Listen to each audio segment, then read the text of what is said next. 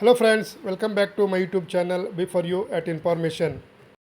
APT 2.0ದಲ್ಲಿ revenue stamp purchase ಮಾಡೋ ಕುರಿತು ಮಾಹಿತಿಯನ್ನು ಈ ವಿಡಿಯೋದಲ್ಲಿ ನೋಡೋಣ. ಟ್ರೆಜರಿ ಆಪರೇಟರ್ ಲಾಗಿನ್ ಆಗಿ ಟ್ರೆಜರಿ ಮಾಡಲನ್ನು ಆಯ್ಕೆ ಮಾಡಿಕೊಳ್ಳಬೇಕು. ರೆವಿನ್ಯೂ ಸ್ಟಾಂಪ್ ಪರ್ಚೇಸ್ ಮಾಡುವ ಮೊತ್ತವನ್ನು ನಾವು APT 2.0ದಲ್ಲಿ ಮೊದಲು ಅಡ್ಜಸ್ಟ್ಮೆಂಟ್ ಮಾಡಿಕೊಳ್ಳಬೇಕಾಗುತ್ತದೆ.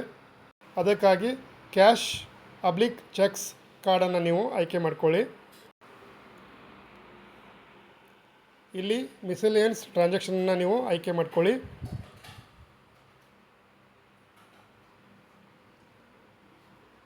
ಇಷ್ಟಾದ ಮೇಲೆ ಟ್ರಾನ್ಸಾಕ್ಷನ್ ಟೈಪ್ನಲ್ಲಿ ಪೇಮೆಂಟನ್ನು ನೀವು ಆಯ್ಕೆ ಮಾಡಿಕೊಳ್ಬೇಕು.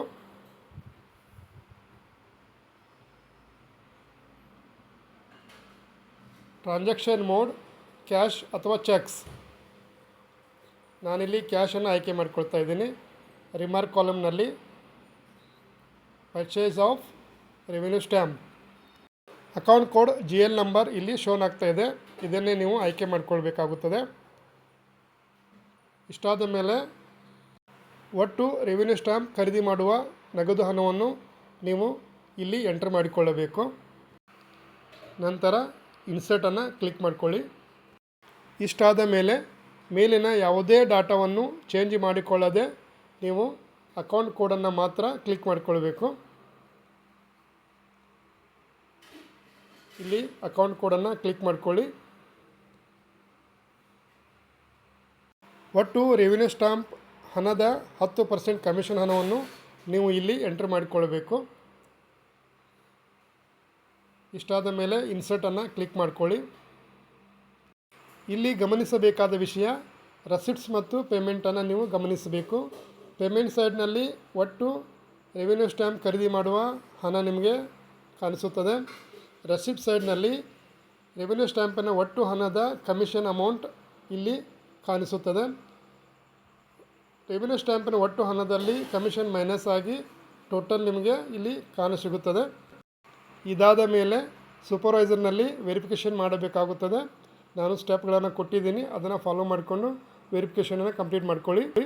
ಇದಾದ ಮೇಲೆ ಗೂಗಲ್ ಕ್ರೋಮ್ ಲಾಗಿನ್ ಆಗಿ K2 ಚಾನಲ್ ಜನ್ರೇಷನನ್ನು ನೀವು ಮಾಡಿಕೊಳ್ಬೇಕಾಗುತ್ತದೆ.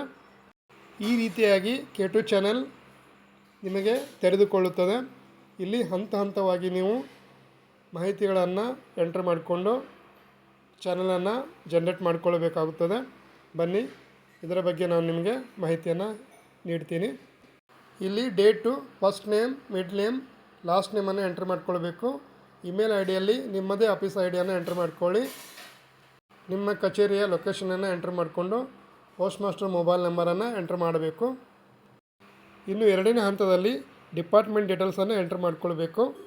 ಕ್ಯಾಟಗಿರಿಯಲ್ಲಿ ಗೌರ್ಮೆಂಟನ್ನು ಸೆಲೆಕ್ಟ್ ಮಾಡಿಕೊಳ್ಬೇಕು. ಡಿಸ್ಟ್ರಿಕ್ಟ್, ನಿಮ್ಮ ಡಿಸ್ಟ್ರಿಕ್ಟನ್ನು ನೀವು ಎಂಟರ್ ಮಾಡ್ಕೊಳ್ಳಿ.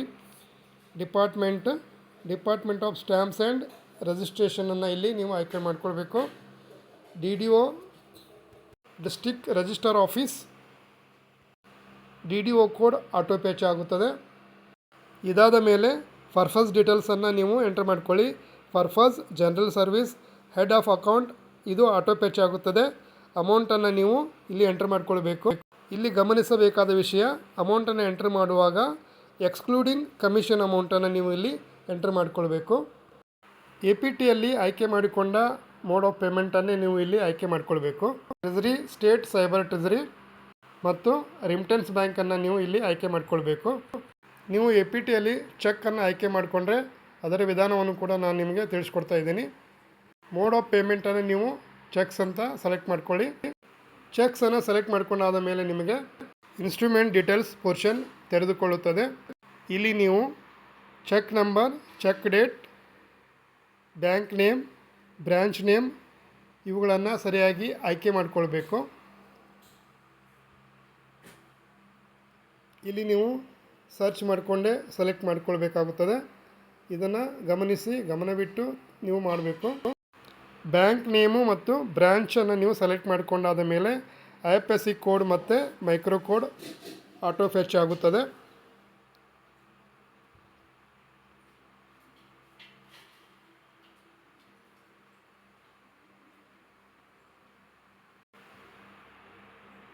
ನೋಡಿ, IFSC ಮತ್ತು ಮೈಕ್ರೋ ಕೋಡ್ ಆಟೋ ಫೆಚ್ ಆಗಿದೆ. ಎಲ್ಲ ವಿವರಗಳನ್ನು ಪರಿಶೀಲನೆ ಮಾಡಿ ಸಬ್ಮಿಟನ್ನು ಕ್ಲಿಕ್ ಮಾಡ್ಕೊಳ್ಳಿ. ಇಷ್ಟಾದ ಮೇಲೆ ನಿಮ್ಮ ಚಲನ್ ಸಕ್ಸಸ್ಫುಲ್ಲಾಗಿ ಜನ್ರೇಟ್ ಆಗುತ್ತದೆ. ಚಲನ ಪ್ರತಿಯನ್ನು ನಾನು ನಿಮಗೆ ತೋರಿಸ್ತಾ ಇದ್ದೀನಿ. ಈ ಎಲ್ಲ ಡಾಟಾವನ್ನು ನೀವು ಚೆಕ್ ಮಾಡಿಕೊಂಡು ಕನ್ಫರ್ಮ್ ಮಾಡ್ಕೊಳ್ಳಿ. ನೋಡಿ ಫ್ರೆಂಡ್ಸ್, ಈ ರೀತಿಯಾಗಿ ನಿಮಗೆ K2 ಚಾನಲ್ ಜನ್ರೇಟ್ ಆಗುತ್ತದೆ.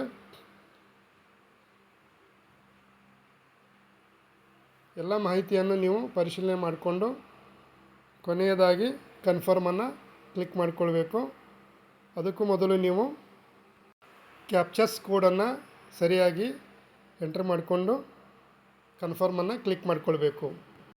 ಚಲನನ್ನು ಡೆಸ್ಕ್ಟಾಪಿಗೆ ಸೇವ್ ಮಾಡಿಕೊಂಡು ಪ್ರಿಂಟ್ ತೆಗೆದುಕೊಳ್ಳಬೇಕು. ಇದಿಷ್ಟು ರೆವಿನ್ಯೂ ಸ್ಟ್ಯಾಂಪ್ ಖರೀದಿ ಮಾಡೋ ಕುರಿತಾದ ಮಾಹಿತಿಯನ್ನು ನಾನು ನಿಮಗೆ ತಿಳಿಸ್ಕೊಟ್ಟಿದ್ದೀನಿ. ವಿಡಿಯೋನ ಲೈಕ್ ಮಾಡಿ, ಚಾನಲ್ನ ಸಬ್ಸ್ಕ್ರೈಬ್ ಮಾಡ್ಕೊಳ್ಳಿ. ಧನ್ಯವಾದಗಳು.